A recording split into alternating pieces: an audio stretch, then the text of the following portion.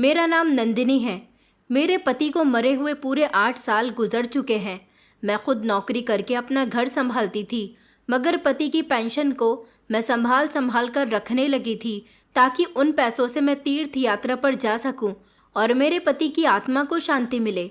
मैं तीर्थ यात्रा पर जाने की तैयारी करने लगी तो अचानक नौकरानी दरवाजे पर आई और कहने लगी कि आपकी बहुत बहुत मेहरबानी होगी मालकिन, मेरा बेटा मर जाएगा, उसके इलाज के लिए मुझे पैसे दे दो। मुझे इस समय पैसों की बहुत ज़रूरत है। मैंने तरस खाकर तीर्थ यात्रा पर जाना कैंसिल कर दिया और सारे के सारे पैसे नौकरानी को दे दिए। नौकरानी मुझे दुआएं देने लगी और कहने लगी कि मालकिन, आप तो मेरा सहारा बन गई हो, भगवान आपको हमेशा खुश रखे। उसकी ये बात सुनकर मैं हंस पड़ी थी। भला मुझ जैसी विधवा को वो कैसी दुआ देकर गई है। उसके जाने के कुछ ही लम्हों के बाद दरवाजे पर जोर की दस्तक हुई। जैसे ही मैंने दरवाज़ा खोला तो हैरानी से मेरे शरीर की जान निकल गई थी, क्योंकि वहाँ पर तो मेरा मरा हुआ पति खड़ा हुआ था। मेरे पति को इस दुनिया से गए हुए पूरे पूरे 8 साल गुजर चुके थे, मगर मुझे अब भी ऐसा लगता था जैसे कल की ही बात हो, जैसे आज भी वो घर के दरवाजे से अंदर आकर मुझे पुकारेंगे, जैसे उनकी वो हंसी, वही आवाज़, वही आहट मेरे आसपास मौजूद रहती है। मैंने अपने पति को भूलने की बहुत कोशिश की थी, बहुत चाहा कि मैं आगे बढ़ जाऊं, जिंदगी को नए रंग से देखूं, लेकिन मेरे पति की मोहब्बत मेरे दिल में इस कदर बसी हुई थी कि हर रंग मुझे उनके बिना फीका लगता था। लोग कहते हैं कि वक्त सब कुछ बदल देता है, मगर वक्त तो सिर्फ जख्मों को पुराना कर देता है। उनकी बेचैनी मेरे दिल से कभी कम नहीं हुई थी और ना ही उनकी शिद्दत कभी कम हुई थी।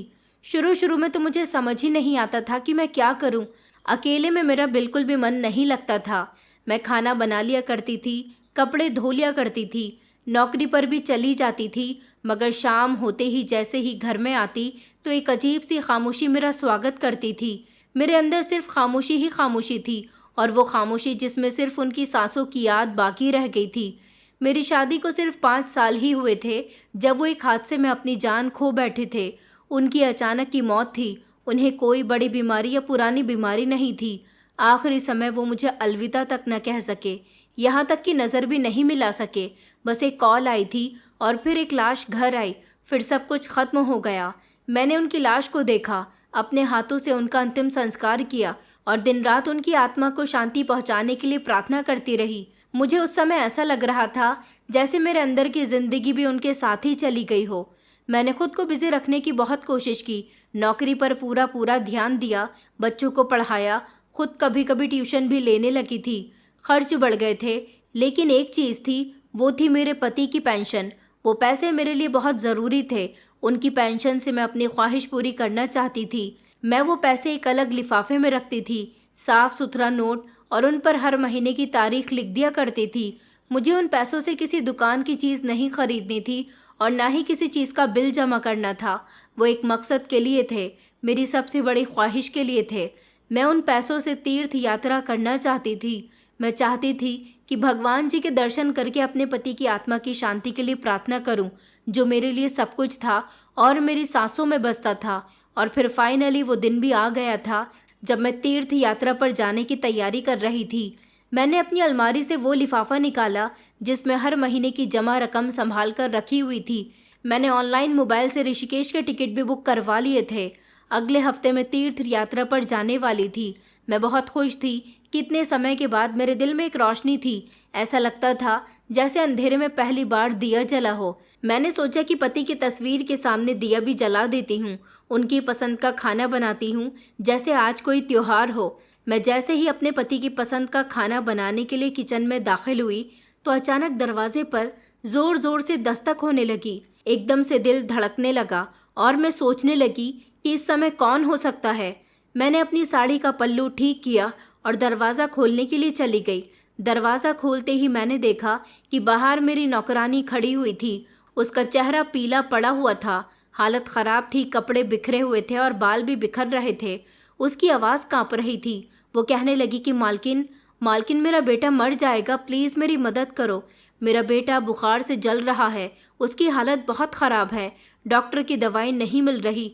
अस्पताल वालों ने कहा है कि इसे एडमिट करवा दो वरना कुछ भी हो सकता है, लेकिन मेरे पास तो अस्पताल में उसको एडमिट करवाने के लिए पैसे ही नहीं हैं। मैंने उसे देखा। वो औरत जो कई सालों से मेरे घर में काम कर रही थी, मेरी चीज़ों को मेरे बाद भी संभाल कर रखती थी, वो आज बेबस खड़ी हुई थी। मेरा दिल कट गया था। मुझे उस पर तरस आने लगा। मन किया कि फ़ौरन इसकी मदद कर देती हूँ। मैं अपने कमरे में गई। मैंने अलमारी खोली और वही लिफाफा निकाला और बिना कुछ कहे उसके हाथ पर रख दिया। मैंने कहा, ये रख लो, ये ले जाओ और जल्दी से अपने बेटे का इलाज करवाओ। देर मत करो, ऊपर वाला तुम्हारे बेटे को सेहतमंद कर देगा।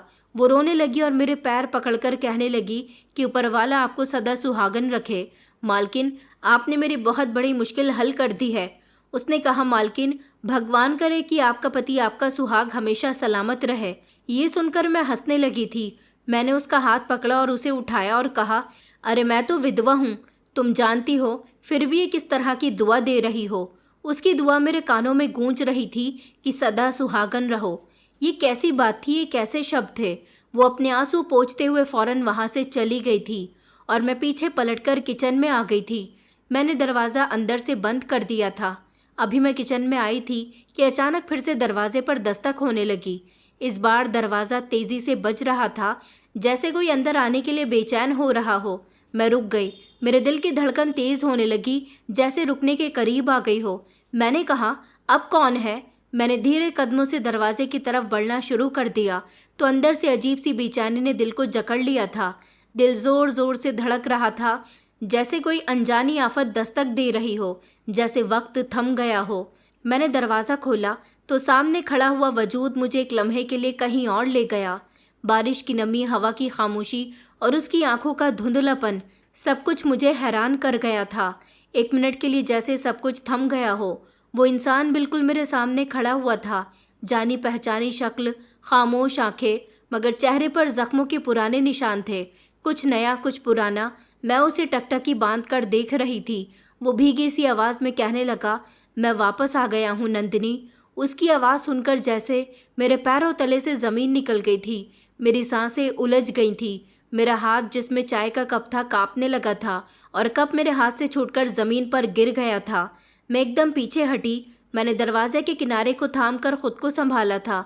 उसने एक कदम आगे बढ़ाया, लेकिन वो वहीं रुक गया। शायद वो मेरी आंखों में डर महसूस कर चुका था।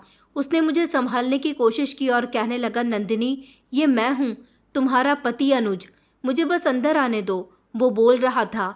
मैं सुन नहीं पा रही थी, या शायद सुनकर भी मैं कुछ समझ नहीं पा रही थी।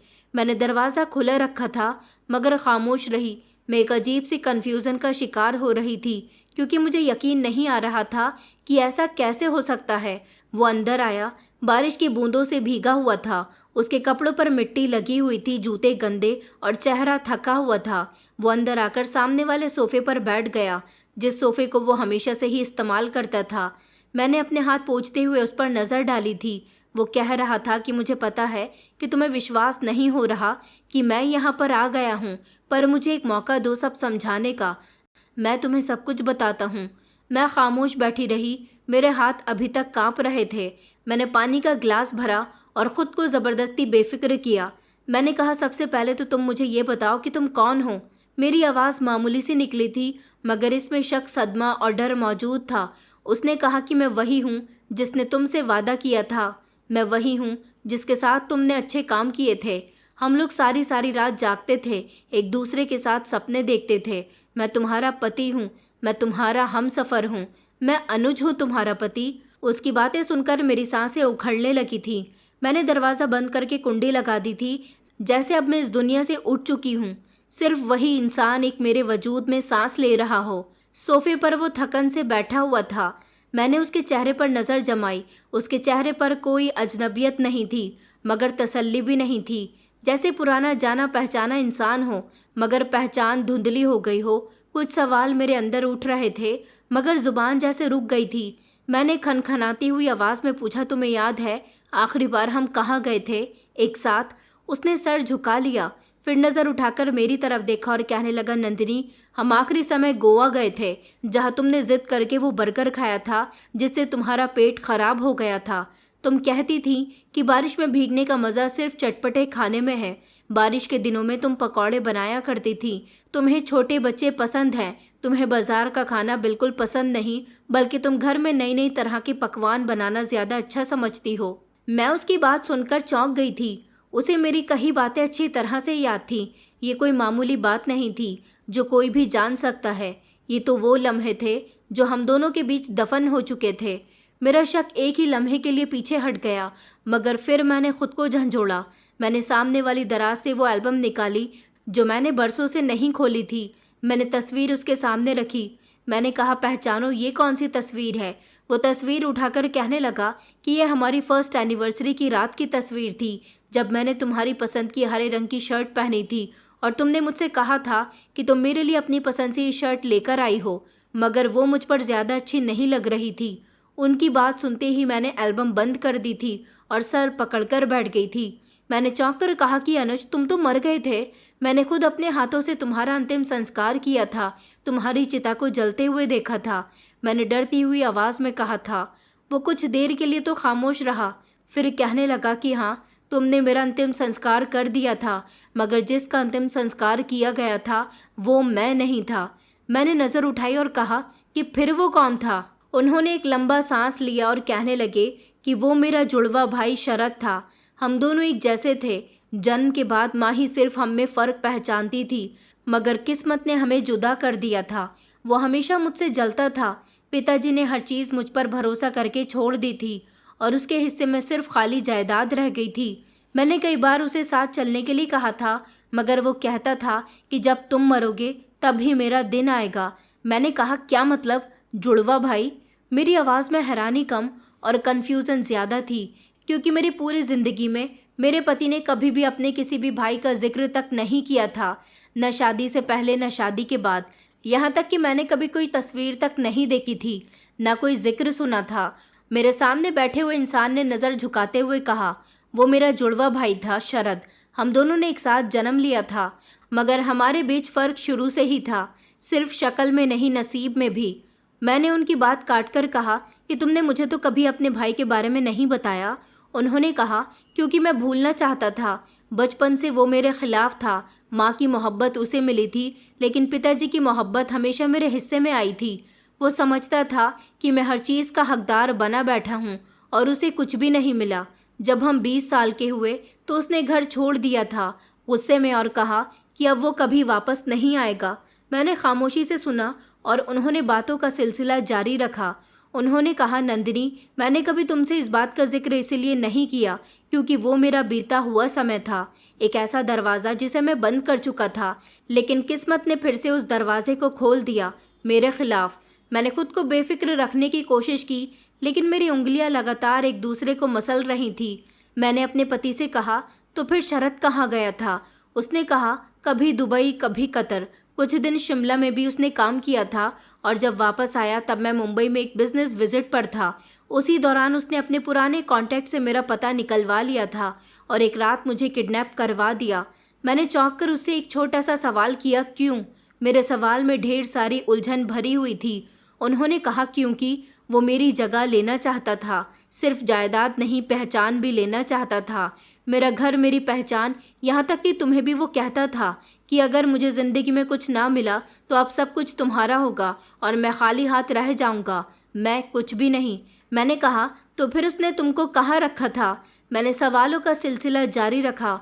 उसने जवाब दिया कि उसने मुझे एक पुरानी फैक्ट्री में तहखाने में बंद कर दिया था, जहाँ पर ना रोशनी थी ना हवा आ सकती थी। बस एक बल्ब था जो कभी जल जाता था तो कभी बुझ जाता था। मुझे रोज़ एक इंजेक्शन दिया जाता था और फिर मुझे कुछ भी याद नहीं रहता था। मैं अपने नाम तक को भूल चुका था। वो मुझे बार बार यही कहता था कि तुम शरद हो और शरद बन जाओ। मैंने आंखें बंद करके एक लंबी सांस ली। मेरे दिमाग में शोर बढ़ता जा रहा था। मैंने कहा, तो फिर तुम वापस कैसे आए? उसने आगे बताया कि उस दिन वो मुझे इंजेक्शन लगाने से रह गया था। वो बिजी था शायद, या कहीं गया हुआ था। मैं बेहोशी में था और दीवार के पीछे कुछ लोग बातें कर रहे थे। इनमें से एक ने मेरा असली नाम लिया, वो जिसे मैं भूल चुका था, अनुज। उस लम्हे जैसे मेरी याददाश्त का बटन ऑन हुआ था। मैंने पहचानना शुरू किया। टुकड़ों में मुझे चीज़ें याद आईं। मैंने तहखाने की खिड़की से छलांग लगाई, लेकिन कामयाब हो गया था। मैं ज़ख्मी हो गया था मगर भाग निकला। मैंने नज़र अपने पति के हाथ पर डाली तो बैंडेज में लिपटा हुआ था। उन्होंने कहा, यह हाथ वहीं ज़ख्मी हुआ था उसी दौरान, और शरद एक छोटे से झगड़े में भी मारा गया। शायद किसी से पुराना हिसाब चुकता करने गया हुआ था।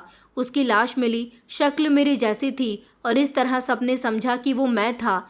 मैंने टेबल पर रखा अखबार निकाला जो परसों पुराना था और उसको दिखाया कि ये उसी दिन की है। ये तस्वीर थी उस लाश के साथ, यही पहचान, यही यकीन। उसने सर हिलाया और कहा, क्योंकि उसके पास मेरी पहचान, मेरे डॉक्यूमेंट्स भी थे और तुम सदमे में थी, इसलिए तुमने कोई सवाल नहीं किया, सब कुछ यकीन कर लिया। मैंने धीरे से कहा, अनुज, तुम्हें मेरी याद कैसे आई? वो मेरी तरफ देखकर कहने लगा कि जब मैं अस्पताल में था बेनाम मरीज के तौर पर, तब भी एक चेहरा रोज़ मेरी आंखों के सामने आता था। वो तुम्हारा चेहरा था। तुम्हारे हाथ, तुम्हारी मुस्कुराहट, तुम्हारी वो आदत कि चाय में चीनी का चम्मच रखकर घुमाने के बाद चम्मच को टेबल पर नहीं रखती थी, बल्कि कप में ही रहने देती थी। मैंने ज़ोर से मुस्कुराकर कहा कि अनुज, मैं अभी भी ऐसा ही करती हूँ। उसने कहा कि मैंने तुम्हें ढूंढने की कसम खाई थी। मैं कई जगहों पर गया था, पुराने पते देखे, कंप्यूटर पर तुम्हारे अकाउंट्स चेक किए, तुम्हारी पुरानी बैंक ब्रांच से तुम्हारे घर का एड्रेस लिया और आज ऊपर वाले की कृपा से मैं तुम्हारे सामने बैठा हुआ हूँ। तुम मुझे मिल गई हो। मैं कुछ देर तक चुप रही, फिर अचानक एक और सवाल मेरे दिमाग में आया था। मैंने कहा, शरद की लाश की पहचान कैसे हुई? डीएनए तो किसी ने किया ही नहीं। उसने कहा, उसकी शक्ल मेरी जैसी थी, उसके पास मेरे डॉक्यूमेंट मौजूद थे और तुम सदमे में थी। तुमने बस मान लिया कि मैं मर गया हूँ।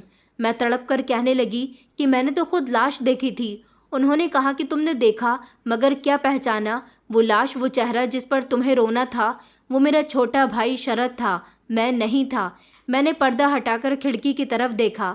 बारिश थम चुकी थी, मगर अंधेरा अभी भी था। मैंने पूछा कि अब क्या होगा, मगर मैं खुद ही इसका जवाब जानती थी। मेरे पति ने कहा कि सच सामने लाना होगा और तुम्हें यकीन करना होगा कि मैं ही तुम्हारा पति अनुज हूँ, जो तुम्हारे साथ हर खुशी, हर दुख, हर वादे में था। मैंने उसकी तरफ देखा।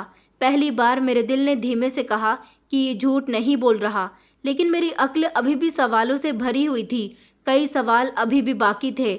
उस रात में देर तक जागती रही।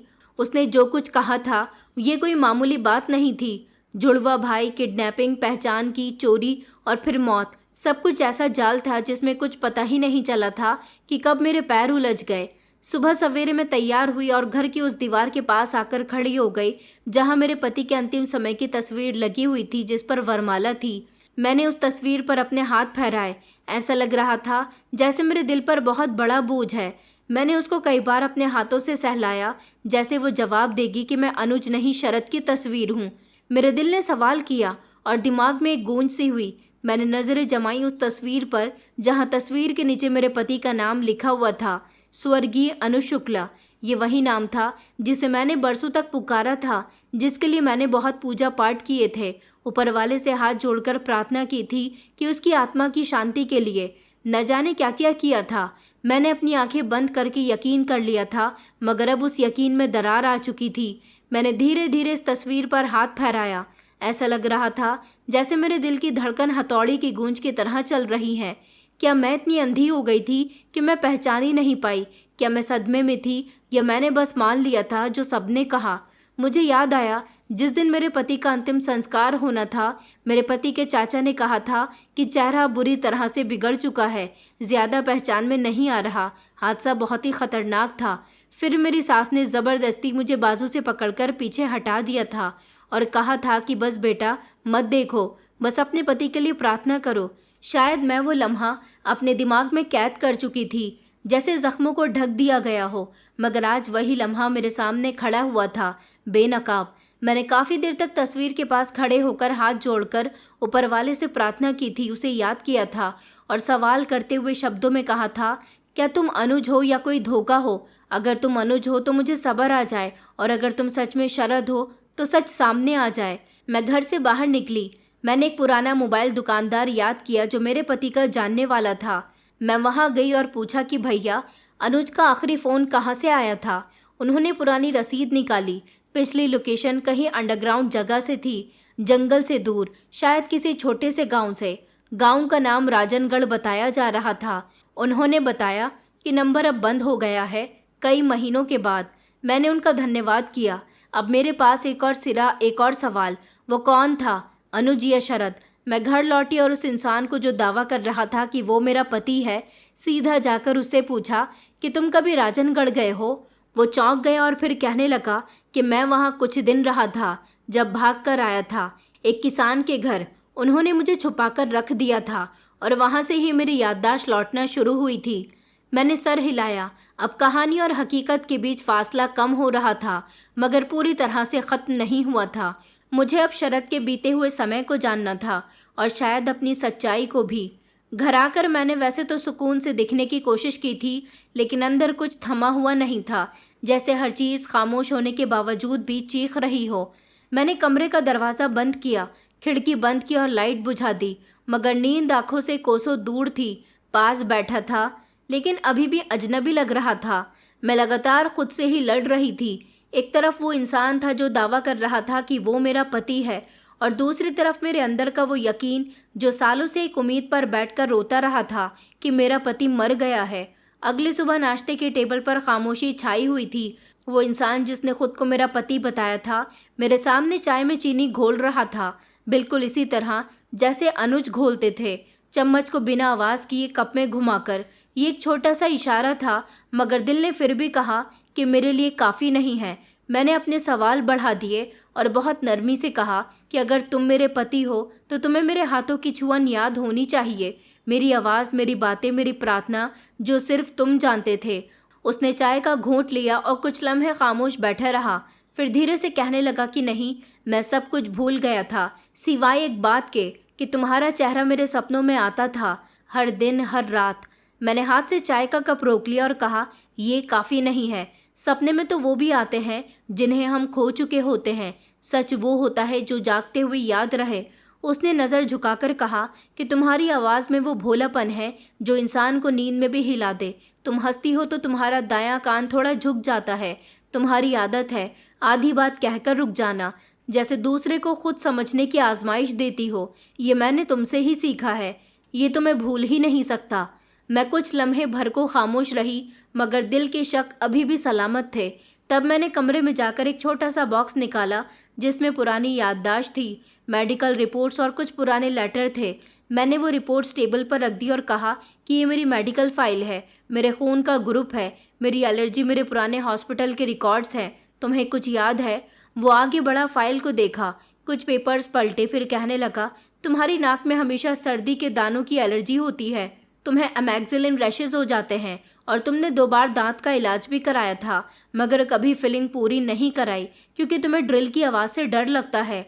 मैं सांस रोककर उसकी तरफ देखने लगी। उसके शब्दों में न बनावट थी न गड़बड़ थी। वो जैसे किसी बेरंग सपने से जागकर हकीकत बता रहा था। मैंने अगला सवाल किया, और वो चिट्ठी जो मैंने तुम्हें तुम्हारे बर्थडे पर दी थी, जिस पर कुछ स्पेशल लिखा था। उसने अपनी आंखें बंद कर ली और शब्द दोहराने लगा, जिंदगी शायद एक सफ़र है, लेकिन तुम वो अकेले मुसाफिर हो जिसे मैं आखिरी स्टेशन तक साथ रखना चाहती हूँ। तुम्हारी नंदिनी।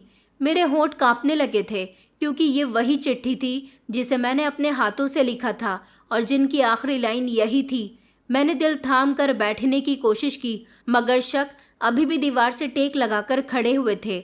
मैंने कहा, तुम तो कहते हो कि तुम्हारी याददाश्त चली गई थी, तो फिर वापस कैसे आई? उसने कहा, वो किसान जिसके घर में मैं रहा, वो किसान भी था और एक तरह से वेद का काम भी बहुत अच्छे से जानता था। उसने अपने घर में रखकर मेरा इलाज किया जड़ी बूटियों से। वो रोज़ मुझे ऐसी ऐसी जड़ी बूटियाँ दिया करता था जिनसे धीरे धीरे मेरी याददाश्त वापस आने लगी थी। मेरी आंखों में हर समय तुम्हारी तस्वीर आती थी, तुम्हारा चेहरा, तुम्हारी आवाज़, जैसे किसी ने बंद दरवाज़ा खोल दिया हो। मैंने फैसला किया कि मैं खुद को दोबारा ढूंढ लूँगा। अपने आईडी कार्ड दोबारा बनवाए, पुराने दोस्तों से कांटेक्ट किया और एक दिन बैंक से तुम्हारा पुराना एड्रेस मिला। बैंक? मैंने चौंक कर कहा। मैंने कहा, तो तुमने मेरी पेंशन को हाथ लगाया? उसने कहा कि नहीं, ऊपर वाला जानता है, तुम्हारे नाम पर कुछ नहीं छुआ। मुझे तुम वापस चाहिए थी, दौलत नहीं। मैंने गहरा सांस लिया। अब बातें जुड़ने लगी, लेकिन मगर कुछ अभी भी पूरा नहीं था। मैंने अगली सुबह नाश्ता छोड़ दिया और सीधा कमरे में मौजूद फोल्डर निकाला जिसमें कुछ पुराने डॉक्यूमेंट्स और कागजात, बैंक स्टेटमेंट और अस्पताल की रिपोर्ट्स रखी हुई थी। मैं अब सिर्फ शब्दों पर नहीं, सबूत पर यकीन करना चाहती थी। जुबान धोखा दे सकती थी, जज्बात बहका सकते थे, लेकिन कागज़ खून का रिकॉर्ड ये झूठ नहीं बोलते। दोपहर होते ही मैं एक पास के पुलिस स्टेशन गई। पुलिस स्टेशन में बैठे ऑफिसर को मैंने पूरी बात बताई। उन्होंने मेरी बात ध्यान से सुनी। मैंने बस इतना बताया कि पहचान का मामला ऊंचा हुआ है और मरे हुए इंसान की पहचान करनी है। उसने फ़ौरन कहा कि डीएनए टेस्ट के लिए आपको सरकारी इजाज़त लेनी होगी, फिर हम केस को आगे बढ़ाते हैं। मैं राज़ी हो गई थी। मैंने अनुज से कहा, जो कि आंगन में बैठा था। मैंने बिना देर किए उसे अस्पताल चलने के लिए कहा। मैंने कहा कि मुझे तुम्हारा ब्लड टेस्ट करवाना है। वो चौंक गया, फिर कुछ देर तक सोचने लगा। थोड़ी देर के बाद कहने लगा कि चलो, मैं तैयार हूँ। हम दोनों एक पास के ही प्राइवेट क्लिनिक पर चले गए और वहाँ अनुज के खून का सैंपल लिया गया और कहा गया कि रिपोर्ट 2 दिन के बाद मिलेगी। मैंने क्लिनिक की दीवार पर नज़र दौड़ाई। एक जगह लिखा हुआ था, सच तक पहुँचने के लिए सब्र का रास्ता ज़रूरी होता है। मुझे लगा वो शब्द जैसे मेरे लिए ही लिखे गए थे। हम घर लौटे तो वो खामोश रहा। मैंने रात को खाने के बाद अपने कमरे की खिड़की खोली और उसे बुलाया। कहा, सुनो, एक बात बताओ, तुम वापस क्यों नहीं आए? तुम्हें पूरे 8 साल हो गए थे। वो कुछ देर खामोश रहा, फिर दीवार से टेक लगाकर धीरे से कहने लगा कि मुझे एक पुरानी फैक्ट्री के तहखाने में कैद करके रखा गया था। वहाँ दिन का पता ही नहीं चलता था। सिर्फ एक बल्ब जलता था जो कभी कभी बुझ भी जाता था। रोज़ एक दवाई दी जाती थी जो ना मुझे सुला पाती थी और ना ही जगा पाती थी। मेरे शरीर से ताकत छीन ली गई थी। हर रोज़ एक आवाज़ आती थी, तुम शरद हो, शरद बन जाओ। मैंने पलटकर उसे देखा। मैंने कहा, वो लोग कौन थे? उसने कहा कि वो शरद के पुराने जानने वाले या शायद कोई बदमाश गैंग के लोग थे। वो उन्हें पैसे देता था ताकि वो मुझे कैद में रखें। लेकिन एक दिन एक आदमी ने मुझे पानी दिया तो मेरे हाथ से गिलास छूट गया। वो आदमी रुका और मुझे ध्यान से देखने लगा। फिर अगले ही दिन आया और मुझे बाहर ले गया। किसी ने चौंक कर पूछा। एक मामूली सा किसान था जिसका बेटा इस गैंग के हाथ चढ़ गया था। उसने मुझे पहचान लिया था कि मैं कोई मामूली आदमी नहीं हूँ और मेरी हालत पर उसे तरस आ गया। उसने मुझे छुपाकर अपने खेतों के पास वाले कमरे में रखा, वहीं पुरानी जगह जो राजनगढ़ के बाहर थी। मैंने कहा, वो तुम्हें कब छोड़ गया? उसने कहा कि जब मुझे याद आने लगा, तुम्हारा नाम, तुम्हारी आंखें, हमारे दरवाजे का रंग, वो किचन जहाँ तुम हमेशा चीनी का डिब्बा हाथ से खोलती थी। मैंने उससे कहा कि मुझे वापस जाना है और उसने अपने बेटे से कहकर मुझे बस में बैठा दिया। मैंने उसकी बात सुनकर गहरी सांस ली और कहा कि ये सब कुछ बहुत ही अजीब है। तुमने इन 8 सालों में कभी कुछ लिखने, बोलने का इशारा देने की कोशिश नहीं की। उसने कहा कि मैं कुछ नहीं कर सका। कई बार चाहा, लेकिन जब खुद को नहीं जानता था तो तुम्हें कैसे याद करता? मेरा नाम, मेरी पहचान, सब कुछ उनके कंट्रोल में थी। वो बात कर रहा था और मैं नोट कर रही थी। उसकी कहानी की कड़ियाँ, उसके शब्द, उसके चेहरे के एक्सप्रेशन, कहीं पर भी झूठ की कोई लकीर नहीं थी। मगर मैं अब आंख बंद कर यकीन नहीं करना चाहती थी। अगली सुबह मुझे पुलिस स्टेशन से फ़ोन आया कि आपके मुताबिक हमने इन्वेस्टिगेशन शुरू कर दी है। हमें कुछ जानकारी मिली है। अगले हफ्ते तक हम और ज़्यादा जानकारी इकट्ठी कर लेंगे। मैंने फ़ोन बंद कर दिया और सोच में पड़ गई थी। रात को मैंने उसे फिर से बुलाया और कहा कि कल हम उस जगह, इसके बारे में तुमने बताया है, वहाँ से शरद की तस्वीर निकलवा कर मैच करवा लेंगे। सिग्नेचर, चेहरे की पहचान, सब कुछ पता चल जाएगा। वो सर झुकाकर कहने लगा, ठीक है, तुम जो करना चाहती हो कर लो। अगर तुम्हें सच की ज़रूरत है तो मैं हर दरवाज़ा खोलने के लिए तैयार हूँ। मैंने नज़र नीचे कर ली, फिर तैयार हो गई, क्योंकि अगला दरवाज़ा पुलिस स्टेशन है।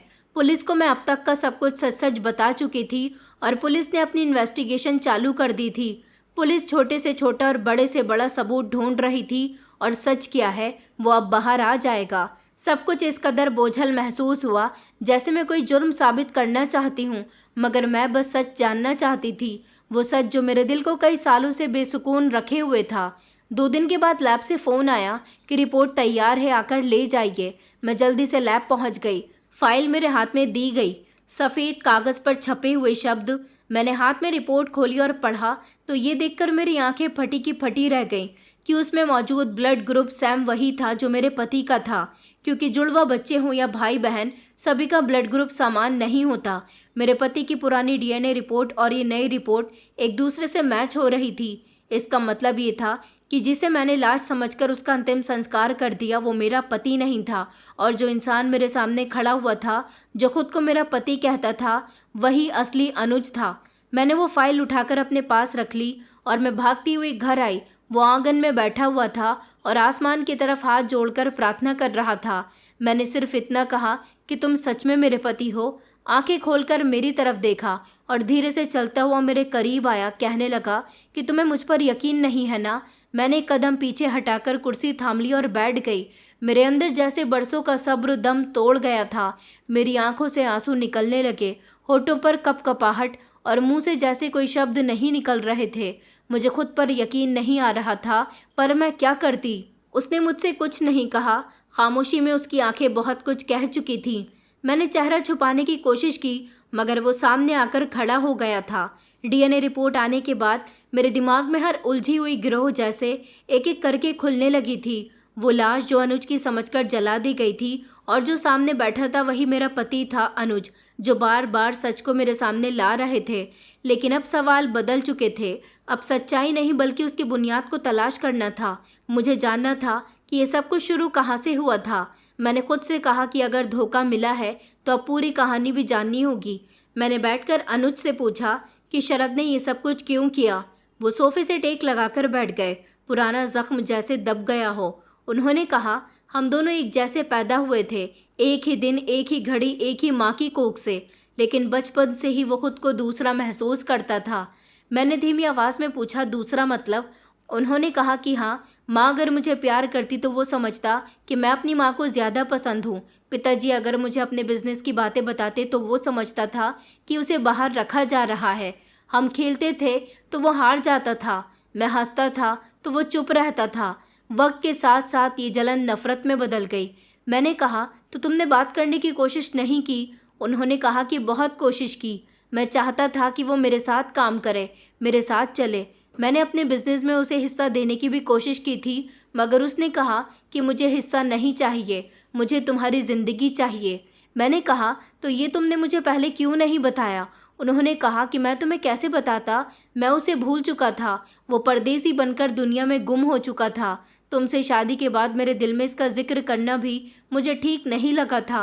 मैंने उसकी बात सुनकर नज़रें नीची कर ली थी। आगे उन्होंने बताया कि दिल में एक अजीब सा एहसास था, जैसे हमेशा वहम के पीछे मौजूद था और हम सब उसे नज़रअंदाज करते रहे। मैंने कहा, क्या वो तुम्हें मारना चाहता था? मैंने दोबारा से सवाल दोहराया जो मेरे दिल में बार बार गूंज रहा था। अनुज ने नज़र मेरी तरफ उठाई और कहने लगे कि नहीं, वो मुझे शारीरिक तौर पर नहीं मारना चाहता था, वो मुझे वजूद से मिटा देना चाहता था। वो चाहता था कि मैं ऐसे कहीं दफन हो जाऊं कि दुनिया में अनुज के नाम पर सिर्फ वो रहे। तुम्हारे साथ मेरे घर में मेरे नाम पर वो ज़िंदगी जो मेरी थी वो पूरी तरह से उसकी हो जाए, और वो कामयाब हो गया था कुछ समय के लिए। मैंने धीरे से कहा कि अनुज। उन्होंने एक गहरी सांस ली और कहने लगे कि तुमने उसका अंतिम संस्कार कर दिया और मैं एक अनजाने गांव में एक छोटे से कमरे में अपनी पहचान को भूल बैठा था।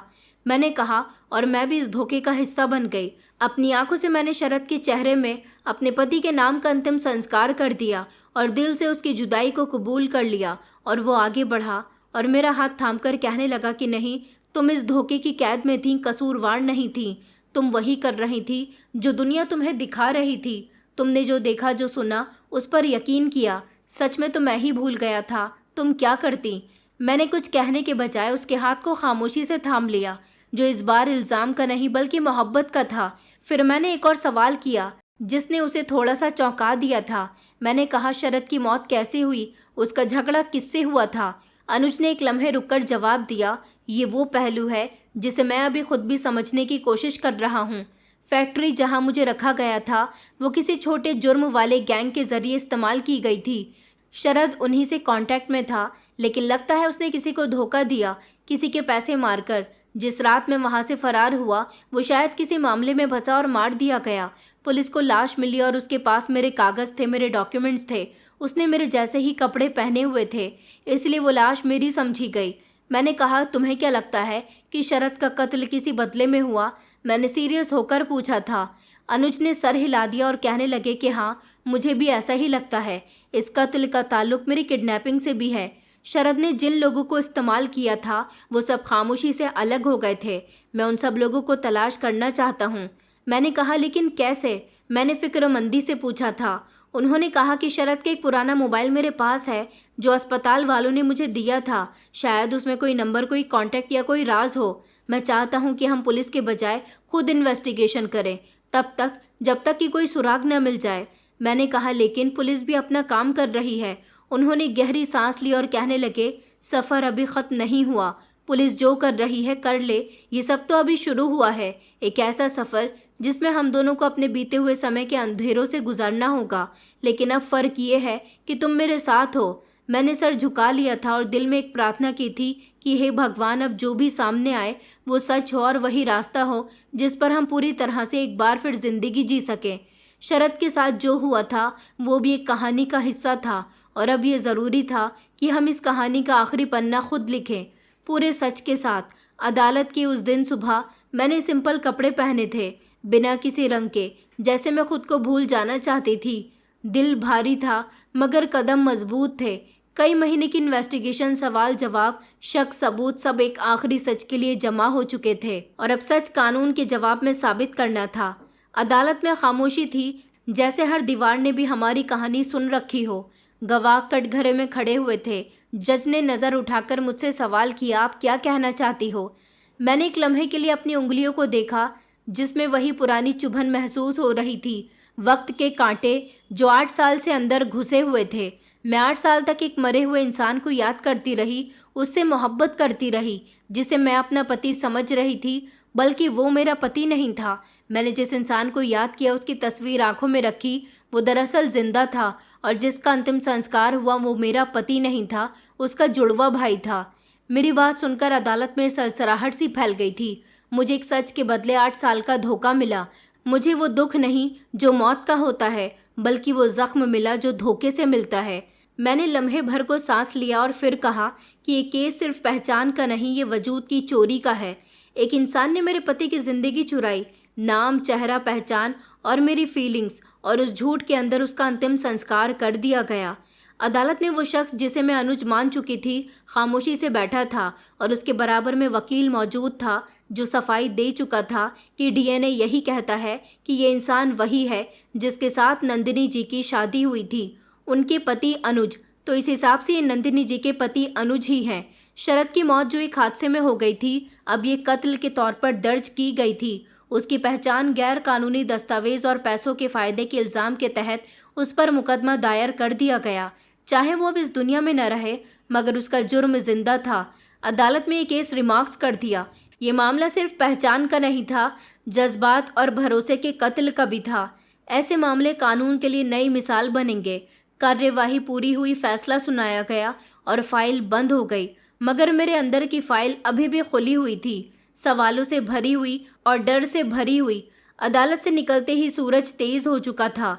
मेरे सामने वो खड़ा था, वही इंसान जिसके लिए मैं कभी मेहंदी रचाया करती थी, जिसके लिए मैंने सारे सपने देखे थे और जिसका अंतिम संस्कार करके मैंने अपना यकीन मार दिया था। हम कुछ लम्हे खामोश रहे, फिर मैंने नज़र उठाकर उन पर जमाकर पूछा, आप क्या चाहते हो? वो धीरे से कहने लगा कि जिस औरत के नाम से मैं जिंदा रहा, अगर वही मुझे फिर से कबूल कर ले तो यही काफ़ी होगा। मैं उनके शब्दों पर गुमसुम हो गई थी। उनकी आवाज़ में कोई झूठ नहीं था, न जिद थी न शिकायत थी, बस एक थकन थी, जैसे बरसों का बोझ आज शब्दों की शक्ल में घिरा हो। मैंने सर झुकाकर खुद से सवाल किया, क्या मैं फिर से वही बन सकती हूँ? क्या हम वो रिश्ता दोबारा से जोड़ सकते हैं जो मौत पर जाकर ख़त्म हुआ था? क्या वक्त ने हमारे बीच वो रास्ता बना दिया है जिसे कोई भी हमसे अलग नहीं कर सकता? जवाब मेरे पास नहीं था। वक्त शायद सब कुछ नहीं बदलता, मैंने धीरे से कहा, लेकिन वो फैसला ज़रूर करता है। अनुज ने सर हिलाया और कहा कि मैं इंतज़ार करूँगा, जितना भी समय लगे, जितनी भी मुश्किल हो। हम दोनों सुई की तरह अलग अलग रास्तों पर चल पड़े, एक दूसरे से न दूर हो न करीब हो। घर वापस आकर सब कुछ बदला बदला सा लग रहा था। दीवारें वहीं थी, तस्वीरें वहीं थी, लेकिन उनमें झलकती हुई यादें जैसे एक नई रोशनी से जगमगा रही थी। मैंने कमरे का दरवाज़ा बंद किया, कपड़ों की अलमारी से वो पुराना संदूक निकाला जिसमें मैंने शादी के दिन की फ़ोटो और हमारे साथ की कुछ कीमती निशानियां रखी हुई थी। मैंने धीरे से एक एक फ़ोटो निकाली, शादी वाले दिन की फ़ोटो जिसमें वो गोल्डन रंग की शेरवानी में मेरे साथ बैठे हुए थे और मैं लाल रंग के लहंगे में उनके पास शर्माती हुई बैठी थी। वो लम्हा आज भी मेरी आंखों के सामने जिंदा हो गया था। फिर शादी के बाद पहली होली की तस्वीर, वो जिसमें मेरे पति अनुज ने अपने हाथों से मेरे गालों पर होली का रंग लगाया था। मैं धीरे धीरे एल्बम पलटती रही, तस्वीरों के रंग जैसे बोलने लगे थे। याद है ये लम्हा, ये खुशबू, ये हंसी मजाक, और हर तस्वीर के साथ मेरा दिल कहता रहा, ये सब कुछ किसी झूठ में नहीं दबाया जा सकता था। यह हकीकत थी, ये तुम्हारी ज़िंदगी थी, तुम्हारा रिश्ता था। तभी कमरे के दरवाजे पर धीरे से दस्तक हुई। ये वही इंसान था जिसे मैंने बरसों से अपने सपनों में देखा था, जिसकी तस्वीर को मैं सीने से लगाकर रोया करती थी और जो हकीकत में मेरे सामने जिंदा बैठा था। मैंने तस्वीर दोबारा बंद करते हुए पूछा, क्या तुमने कभी सोचा था कि लौट कर सब कुछ वैसा ही पाओगे? उसने दरवाजे के पास खड़े होकर हल्की सी मुस्कुराहट दी और कहने लगा कि नहीं, मगर मेरे दिल में उम्मीद ज़रूर थी कि कम से कम तुम मुझे पहचान जाओगी। मेरे दिल ने एक हल्की सी धड़कन बदली थी। मैंने नज़र झुकाते हुए कहा कि मुझे वक्त लगेगा, पर अब मैं सच जान चुकी हूँ। वो धीरे धीरे कमरे के अंदर आया, कुर्सी खींचकर मेरे सामने बैठ गया और कहने लगा कि मैं ज़बरदस्ती कुछ नहीं चाहता, बस इतनी सी ख्वाहिश है कि एक दिन तुम्हारा हाथ थामूं, वही हाथ जो कई सालों तक मेरी हथेली से जुदा रहा। मैंने हाथ नीचे रखे और धीरे धीरे उसकी तरफ देखा। वो लम्हा जो बरसों पहले टूट गया था, अब धीरे धीरे जुड़ने लगा था। मैंने कहा, क्या तुम चाहते हो हम वो सब फिर से शुरू कर दें? मगर मेरे शब्दों में सख्ती नहीं थी, सिर्फ सावधानी थी। उसने बहुत धीरे से कहा कि नहीं, मैं चाहता हूँ कि हम वो कुछ नया बनाएं जो पहले से बेहतर हो, पहले की तरह बनने की कोशिश नहीं। इस बार सच्चाई के साथ, पूरी सोच समझ के साथ और तुम्हारी मर्जी से। मैंने एक पुरानी तस्वीर दोबारा निकाली जिसमें हम दोनों एक सड़क किनारे आइसक्रीम खा रहे थे। तब अनुज ने मेरी नाक पर थोड़ी सी आइसक्रीम लगा दी थी और मैंने गुस्से में करीबी पत्थर उठाकर उन्हें मारने की धमकी दी थी। वो लम्हा इतना सादा था मगर आज कीमती लग रहा था। मैंने पूछा, तुम्हें ये दिन याद है? उसने तस्वीर देखते हुए कहा कि बिल्कुल, मुझे सब कुछ याद है। तुमने कहा था अगर दोबारा आइसक्रीम से छेड़ा तो घर वापस चली जाऊंगी, और फिर तुमने 2 आइसक्रीम और मांग ली थी। हम दोनों हंस पड़े थे। पहली बार बरसों बाद मैं उनकी मौजूदगी में खुलकर हंसी थी, जैसे दिल के अंदर एक चिराग जल उठा हो।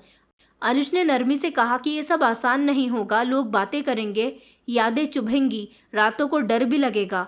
मैं जानता हूँ, लेकिन अब मेरे साथ तुम्हारा साथ है। मैं हर वो सवाल तुम्हारे साथ खड़े होकर सुनूंगा, हर रात जागकर गुजारूंगा और हर वो डर तुम्हारे हिस्से से काट कर अपने हिस्से में ले लूंगा। मैंने उसकी तरफ देखा, अनुज जो कभी मेरा था और अब मेरी पहचान का वो हिस्सा था जिसे वक्त ने मुझसे छीनकर फिर से लौटा दिया था। हाँ, लेकिन एक शर्त है, मैंने मुस्कुराकर कहा था। उन्होंने कहा कि कैसी शर्त? वो चौंक कर बोले थे। मैंने जवाब दिया और अनुज ने हंसते हुए मुझे गले लगा लिया। कहने लगे कि तुम्हारी नाक पर नहीं बल्कि अब दिल पर आइसक्रीम लगाऊंगा, ताकि कभी भूलो नहीं कि हमने ज़िंदगी नई तरह से शुरू कर दी है, मोहब्बत से, सच्चाई से और इज्जत से। मैंने दिल में शुक्रिया अदा किया। जो दीप मैं अपने पति की तस्वीर के आगे जलाया करती थी वो अब मेरे दिल में रोशन हो चुका था, लेकिन रोशनी भी तब तक कायम रहेगी जब तक हम दोनों एक दूसरे की हिफाजत करते रहेंगे। और मैं तैयार थी एक नई शुरुआत के लिए अनुज के साथ। आज पूरे 10 दिन के बाद हम दोनों खुशी से उसी जगह घूमने गए थे जहाँ पर हम अक्सर जाया करते थे। सारे रास्ते हमने कोई बात नहीं की थी, न ज़रूरत थी न हिम्मत थी। वो वक्त जब शब्द ख़त्म हो जाते हैं और सिर्फ खामोशी रह जाती है, शायद यही वो लम्हा था। शहर की भागदौड़ से दूर, नदी का किनारा जहाँ हम शांति से एक दूसरे के साथ वक्त गुजारने के लिए जाया करते थे। नदी के सामने बहता हुआ पानी, वहाँ आसपास टहलते हुए लोग, कुछ लोग पानी में पैर डालकर बैठे हुए थे। ये नज़ारा किसी पुराने रात से ज़्यादा महबूब लग रहा था। हम दोनों वहाँ बैठे काफ़ी देर तक बातें करते रहे। घर आकर हम दोनों ने एक साथ खाना खाया। फिर वो तस्वीर जो शरद के अंतिम समय की थी, जो मेरे घर में वरमाला के साथ लगी हुई थी, जिसे मैं अनुज की तस्वीर समझकर उसके आगे दीप जलाती रही थी, उसके आगे प्रार्थना करती रही थी। मैंने प्रार्थना की और ऊपर वाले से कहा कि शरद के लिए माफ़ी का दरवाज़ा खोल देना। वो जीना चाहता था मगर गलत तरीके से। अगर वो माफ़ी के काबिल है तो उसे माफ़ कर देना। मेरे पति अनुज मेरे पीछे ही खड़े हुए थे। उनकी आहट सुनी और उनके वजूद को महसूस किया। उन्होंने धीरे से मेरे कंधे पर हाथ रखा, जैसे वो लम्हा हमारे बीच का कोई बोझ था जिसे अब हम दोनों बांटना चाहते थे। हम घर आ गए थे। इस नई जिंदगी का नया सफ़र सुकून भरा था। शरद ने जो किया वो शायद माफ़ी के काबिल नहीं था, लेकिन उसने जो दिखाया वो हमें बहुत कुछ सिखा गया था। मैंने कुछ देर के बाद अनुज से कहा कि मैं अब विधवा नहीं हूँ, ना धोखे की कैद में हूँ। अब मैं सिर्फ एक औरत हूँ जो सच के साथ जीना चाहती है, अपनी पहचान के साथ। अनुज ने मेरा हाथ अपने हाथों में ले लिया और कहने लगे, क्या तुम मुझे एक बार फिर से पहले जैसा हाथ दे सकती हो? जिससे पहले मैंने कुछ लम्हे सोचा, फिर हाथ आगे बढ़ाया। न गुजरे हुए समय की कैद, न आने वाले डर का हाल, सिर्फ सच, सिर्फ हम दोनों एक दूसरे के साथ बहुत खुश हैं और अपनी नई जिंदगी को पुराने जैसा कर लिया है, लेकिन बिना किसी सवाल और बिना किसी डर के। दोस्तों उम्मीद करती हूँ आपको हमारी कहानी पसंद आई होगी। कहानी पसंद आई है तो वीडियो को लाइक करें, चैनल पर नए हैं तो चैनल को सब्सक्राइब करें और हाँ, नोटिफिकेशन बेल को ज़रूर दबाएं ताकि अगली अपडेट सबसे पहले आपको मिले।